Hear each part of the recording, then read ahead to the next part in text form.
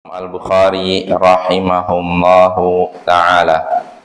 Babun fadlu man ya'ulu yatiman lahu.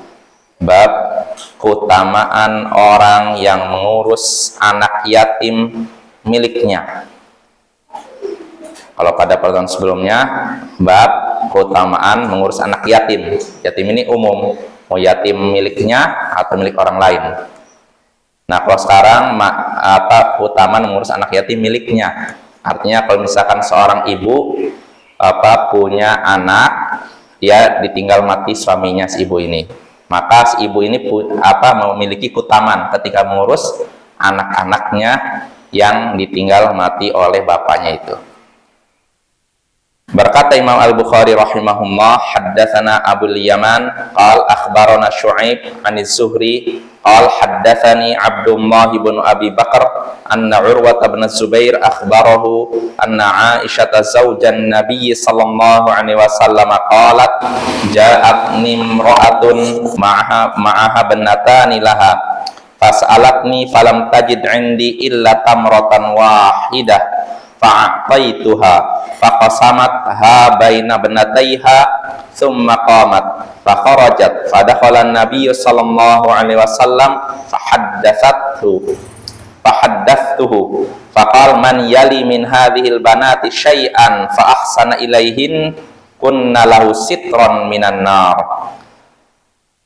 Telah menceritakan kepada kami Abul Yaman, ia berkata telah mengabarkan kepada kami Syu'aib dari Az-Zuhri, ia berkata telah menceritakan kepadaku Abdullah bin Abi Bakar bahwasanya Urwah bin Az-Zubair mengabarkan kepadanya bahwasanya Aisyah istri Nabi sallallahu alaihi wasallam bercerita, datang kepadaku seorang wanita bersama kedua putrinya.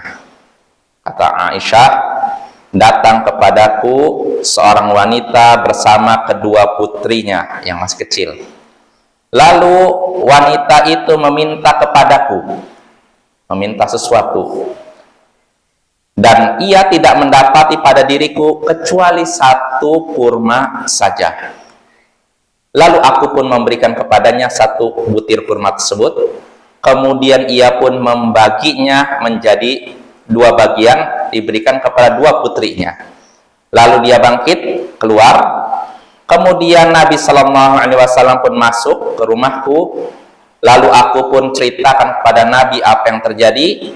Maka beliau pun bersabda, siapa yang mengurus anak-anak perempuan ini, siapa yang mengurus sesuatu dari anak-anak perempuan ini lalu berbuat baik kepada mereka, maka mereka akan menjadi pelindungnya dari api neraka.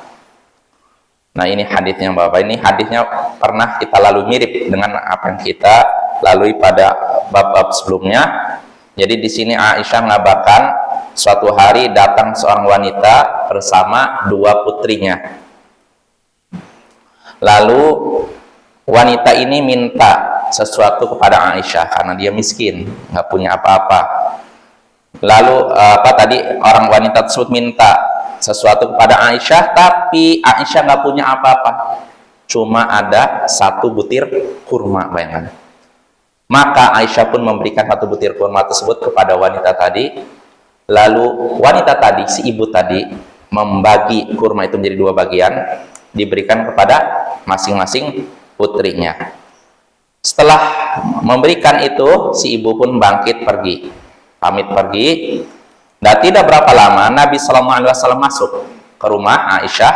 Lalu Aisyah pun mengabarkan kepada Nabi tentang apa yang terjadi, tentang perempuan dengan dua anak yang tadi. Maka beliau pun bersabda, siapa yang mengurus anak-anak perempuan, siapa yang mengurus sesuatu dari anak-anak perempuan ini, lalu berbuat baik kepada mereka, artinya siapa yang mengurus anak-anak perempuan yang yatim, lalu berbuat baik kepada mereka, maka mereka akan menjadi pelindungnya dari api neraka. Nah, ini Bapak ya, dari hadis ini kita bisa mengambil beberapa pelajaran, beberapa faedah. Di antaranya pertama, bolehnya meminta kalau memang membutuhkan. Seseorang boleh meminta kalau benar-benar mendesak dan membutuhkan. Seperti contohnya dalam hadis ini, seorang wanita minta kepada siapa? Aisyah. Seandainya itu diharamkan, tentu Aisyah kan?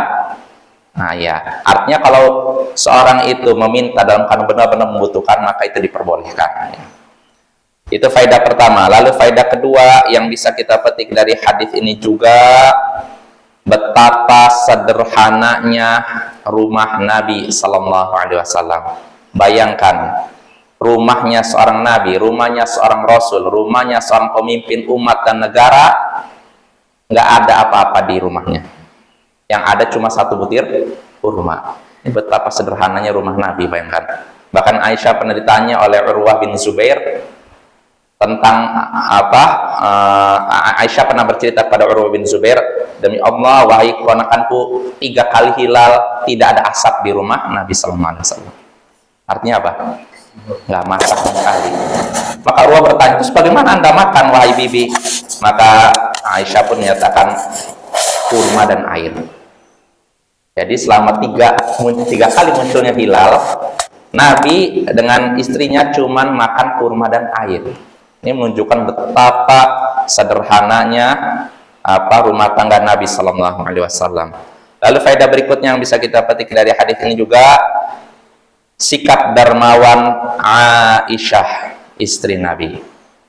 Dari mana kita tahu demikian? Karena dia cuma punya 1 butir kurma di rumahnya, tapi itu pun diberikan pada wanita tadi. Nah, ini luar biasa.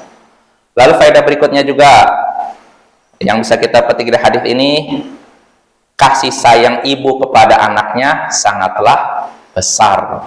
Ya contohnya wanita tadi. Ketika dia dapat 1 kurma, bukannya dia makan, tapi dia bagi untuk 2 putrinya. Dia sendiri nggak makan sama sekali. Nah, ini menunjukkan kasih sayang ibu kepada anak sangatlah besar, yang kadang kita tidak bisa, kadang kita tidak menyadarinya, kecuali kalau ibu itu sudah meninggal. Ya, kalau masih ada kadang kita meremehkan, tapi kalau sudah meninggalkan kita, barulah kita sadar betapa besarnya kasih sayang ibu kita. Lalu faedah berikutnya yang bisa kita petik dari hadis tadi, dan insya Allah ini terakhir, keutamaan mengurus anak-anak perempuan. Ya, sebab berbuat baik kepada anak perempuan itu bisa menjadi sebab terhalanginya seorang dari neraka. Lalu faedah terakhir juga terkait ini paling terakhir insyaallah, keutamaan mengurus anak yatim milik diri sendiri. Ya. Jadi seorang ibu yang ditinggal mati suaminya lalu mengurus anaknya, maka dia mendapatkan keutamaan besar. Di antaranya dia bisa terlindung dari api neraka. Ya, mungkin itu saja. Wassallallahu ala nabiyyina Muhammadin wa ala alihi wa sahbihi ajma'in. Wa akhiru da'wana anil hamdulillahi rabbil alamin. Assalamualaikum warahmatullahi wabarakatuh.